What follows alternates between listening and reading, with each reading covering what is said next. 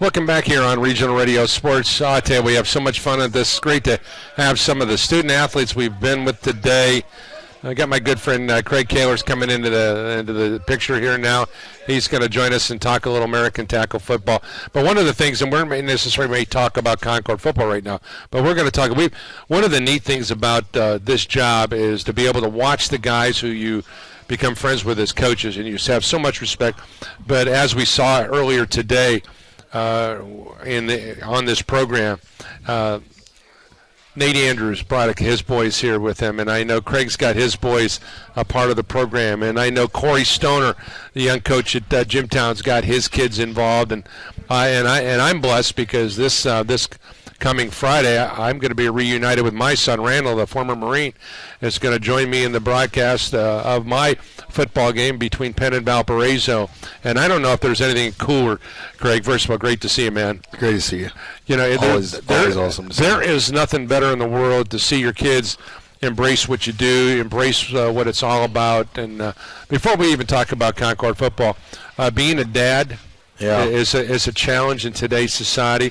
Being a dad who wants to be able to make the impact of the lives of 60, 80 kids as well as your own, that's a big juggling act. So before we even talk about anything about the Minutemen or the Green and the White or whatever, I want to talk about some of the challenges that is to juggle, because this is the reason, and the reason I bring this up, because it's a long-standing problem. And if you go back into the back end of the Indiana Football Digest on page 390, over the course of the last 10 seasons, we've seen a tremendous amount of turnover in the coaching profession.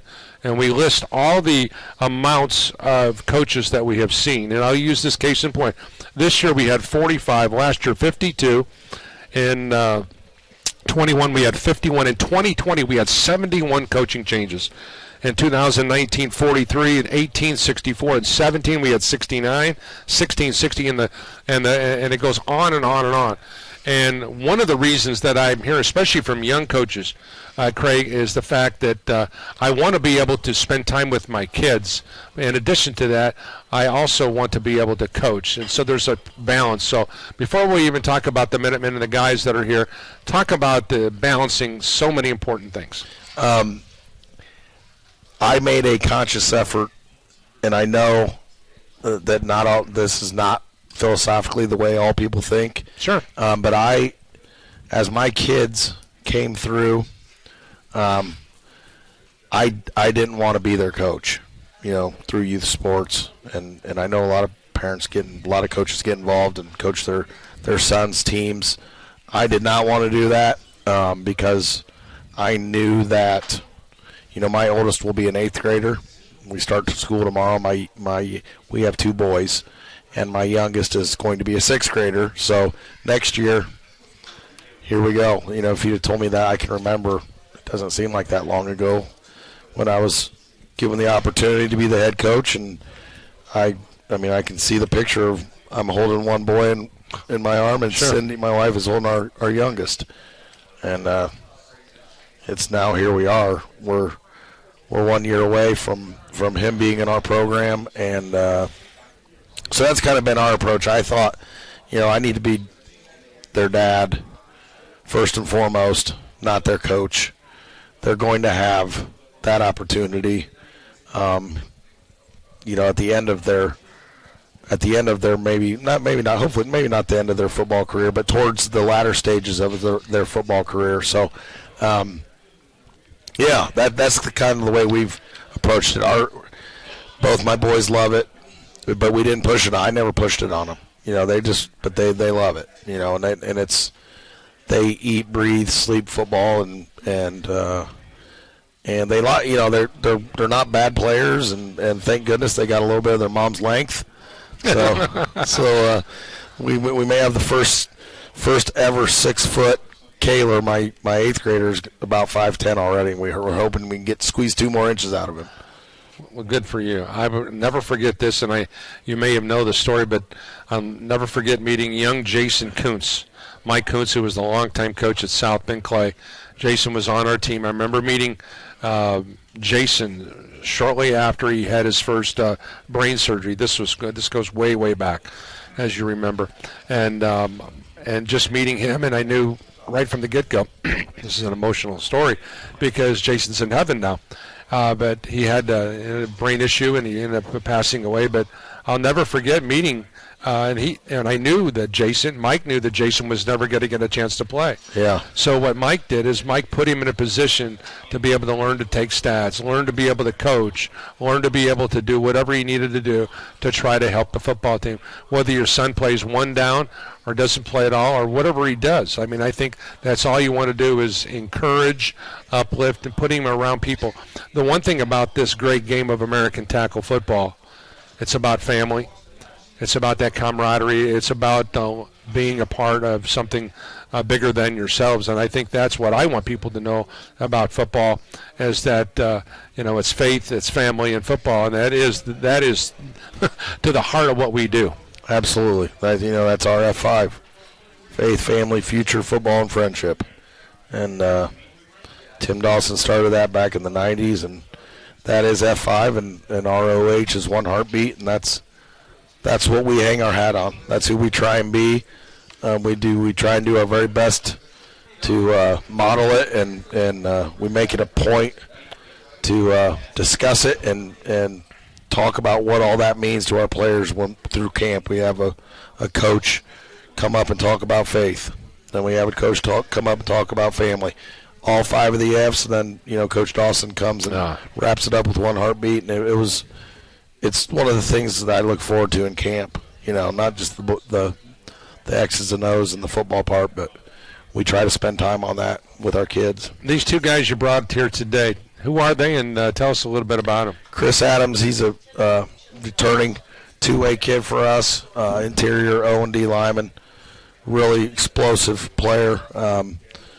Obviously, we expect very big things out of him, and Joseph Moon is a returning outside linebacker for us. He's probably going to play some offense as well this year. Okay. A really legit fast kid, 10-8 electronic type kid in the 100. I think he was one of your preseason kids in your book, and he's a good one. Yeah, good player. But more importantly, Joseph's almost a 4.0 student, and Chris is a high-end mid 3-point student as well. So high character. They are our 2 captains, and it was unanimous. Yeah, taking a look at Moon's numbers: 70 tackles. 13.5 tackles for loss, 3.5 sacks, 5 picks. That's a ball hawker guy right there, ain't it? Yeah. So he's a good football player, and we're going to ask him to do a little more for us this year. I think he's going to help us at the running back position as well, along with Jerron Thomas. So, 2 good kids. All right, let's get better some kids than players. Let's get Joseph in here. Joseph, your thoughts on Coach talked about playing potential, maybe getting some looks on offense, or is that something that's attractive sounding to you? I mean, it's always attractive to get the ball, but I always like defense just to hit somebody. So, I mean, I'll play both because it's what we need. So, the thing that Craig mentions to me that far superior than all the stats numbers is the fact that you're a better person than you are a football player. So when you hear someone that you respect and love say that about you, what does that mean to you? It means a lot to have such a character like Coach Kaler to say something about you like that. You've been looking up to him since you were like a kid, and just to hear him say something like that it's kind of crazy. Crazy good, though, right? Yeah. It really is. So talk about your development. Over the course of your career, you've gotten dramatically better each and every year. What do you attribute that to? I think just hard work and just wanting to be better and seeing how it is kind of just like at the bottom, kind of like with our team our freshman year when we were 0-9, all of us are like all hungry to get better. Mm-hmm. So I feel like that's what we attain all of our hard work too. I keep thinking about last year and over the course of the last few years, and we saw the emergence of Armin Kultukian, who won the MVP award at the All-Star game, and I remember seeing him come in here, and the kid's a chiseled dude. I mean, the guy is just ripped. And when you look at a kid like that who just made himself a better football player, each and every game out, every practice out, just worked his keysters off. When you look at a guy like that, is that a guy that you say, hey, listen, I can do those same types of things? Yes, sir. I kind of like look up to him too as that's like an example I want to try and be like, is someone like Armin Kotuki, and you see the respect that he gets, that he earned. Right. You just want to like be like him. Craig, those are generational type kids. Yeah. You don't get those very often, do you? No, he kept waiting for kind of the ball to drop. Like, yeah. This guy, he just got better every time. Yeah, he kept outdoing himself, you know, and he certainly was our leader last year, and Joseph and Chris probably don't carry as many of those alpha characteristic traits. Armin was our leader last year, but there's no question who our two leaders are this year. It was unanimous, and we sometimes vote on more than, we vote on maybe up to 4 captains, but it was unanimous. These are the guys that have the respect of our team, and it's because of their work ethic. Both weight room kids. Sure. Chris is he's a 315-plus pound power cleaner. He's a real he's athletic and 500-plus squatter type kid, and our kids see that, because if you would have seen Chris Adams as a freshman, if he'd have walked in here and you'd have said that's the same kid, that's and it's strictly because of his work ethic. So they definitely have the respect of our team. Chris, talk about that work ethic for you. That's, once again, high praise from your head coach. Where did the work ethic come from you? Was there someone in your life, or maybe a couple guys, or maybe someone in your life that said, hey, listen, you could be really good if you do this, and you've done it? Yes, sir. It was seeing after freshman year, no games won, honestly, and being like, if you want to play Friday nights, you want to go out there and make some plays, you have to do better. You have to actually learn how to work. You can't take 0-9 as something to be happy about. So I put my work ethic, worked in the weight room. We have Coach Fersen out there making us strong, faster, better.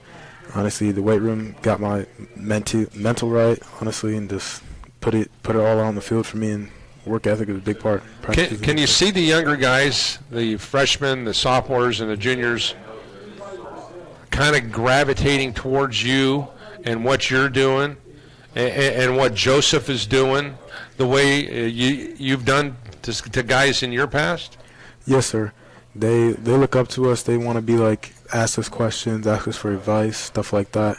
In the weight room, they always have me and Joe hyping them up, getting weight moved, no matter what it is. You always have to be that guy, because as a freshman, if I had that, honestly, it would have clicked faster for me. I would have been like, 0-9 is not good enough. Honestly, guys, let's put our head down, let's work, and let's get a win at least.